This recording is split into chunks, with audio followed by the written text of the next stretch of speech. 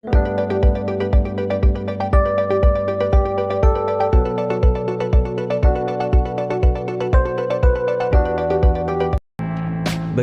fenomena jutaan ikan sarden yang terdampar di tepi pantai kota Media Maasim, Filipina.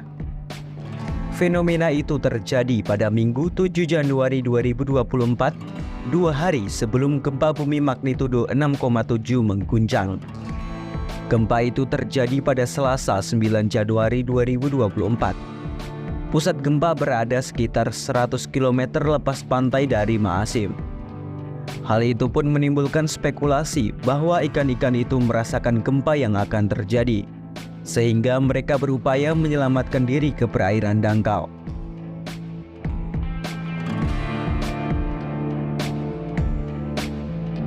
Meski begitu, para pakar memastikan dua peristiwa itu sama sekali tidak berkaitan. Pasalnya, penelitian soal apakah hewan dapat memprediksi gempa bumi masih minim. Para pakar menduga peristiwa itu kemungkinan besar adalah fenomena upwelling, yaitu nutrisi dari laut dalam naik ke perairan dangkal dan memicu berkembangnya plankton. Sementara plankton adalah makanan dari ikan-ikan sarden, sehingga jutaan sarden itu diduga mengikuti plankton ke perairan dangkal dan terjebak.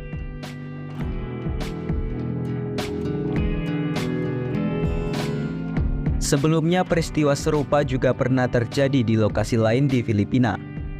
Petugas perikanan menyebut ada juga faktor lain yang memungkinkan terjadinya fenomena itu, seperti perubahan suhu atau salinitas laut, penyebaran predator, dan polusi cahaya dari pemukiman manusia.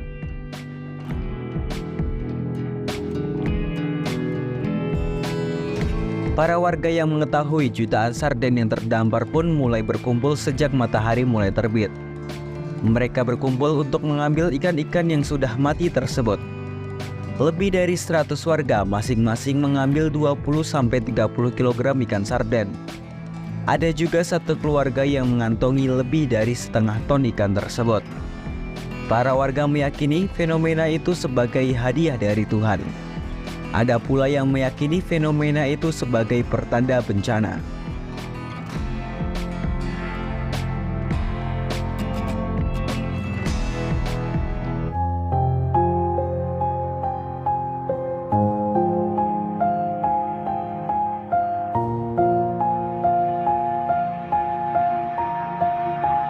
Houthi bersumpah tak akan diam saja atas gempuran Amerika Serikat dan Inggris. Kelompok yang berbasis di Yaman ini bersumpah akan meningkatkan serangan mereka pada Israel di Laut Merah. Menurut Houthi, serangan udara yang dilancarkan Amerika Serikat dan Inggris merupakan aksi pelanggaran terhadap kedaulatan Yaman dan agresi terang-terangan untuk mendukung Israel. Innal quwwatil musallahatil yamaniyah lan tataraddad fi istihdafi masadir at-tahdid وكافة الأهداف المعادية في البر والبحر دفاعا عن اليمن وسيادته واستقلاله. إن هذا العدوان الغاشم لن يثني اليمن عن موقفه الداعم والمساند لمظلومية الشعب الفلسطيني، والقوات المسلحة اليمنية تؤكد استمرارها في منع السفن الإسرائيلية أو المتجهة إلى موانئ فلسطين المحتلة من الملاحة في البحرين العربي والأحمر. Sebelumnya, Amerika Serikat dan Inggris menyerang Houthi di Yaman pada 12 Januari 2024. Militer kedua negara tersebut menggunakan kapal permukaan, pesawat tempur, dan kapal selam untuk melancarkan serangan terhadap Houthi. Sikap Amerika Serikat dan Inggris ini sendiri merupakan tindak lanjut dari serangan Houthi terhadap kapal komersial di Laut Merah. Di sisi lain, serangan Houthi ini merupakan bentuk dukungan mereka terhadap rakyat Palestina yang sedang dibombardir Israel. Namun serangan Houthi di Laut Merah ini membuat dampak yang luas. Perusahaan kapal global yang hendak menuju Eropa dari Asia enggan melewati Laut Merah.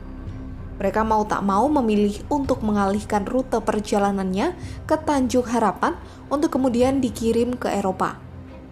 Karena rute baru ini memakan waktu tempuh yang lebih lama, alhasil tarif pengiriman barang pun juga ikut naik.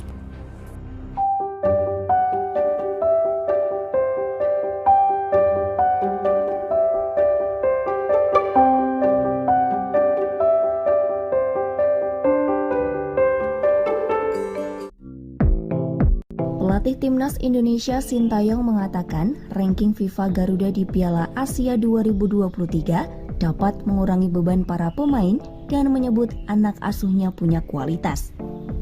Diketahui, Timnas Indonesia tergabung di grup D Piala Asia 2023 bersama Vietnam, Irak, dan Jepang.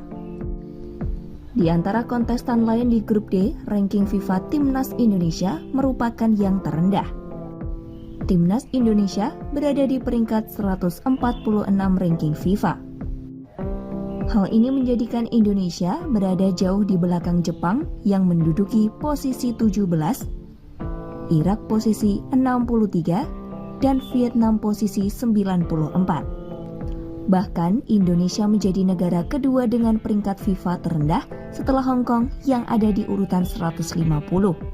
Meski demikian, Sintayong menegaskan ia tak peduli dengan ranking FIFA Timnas Indonesia yang rendah. Ia bahkan menargetkan skuad Indonesia dapat menebus babak 16 besar Piala Asia 2023.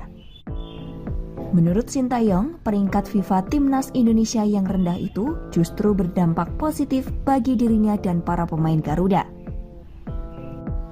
Pelatih berusia 53 tahun itu mengaku telah memberikan instruksi kepada para pemain Timnas Indonesia agar tak terlalu memikirkan ranking FIFA yang rendah. Sintayong menyebut peringkat FIFA itu tak sepenuhnya menggambarkan kekuatan Timnas Indonesia. Sintayong mengaku telah mempersiapkan strategi agar Timnas Indonesia bisa menebus 16 besar Piala Asia 2023.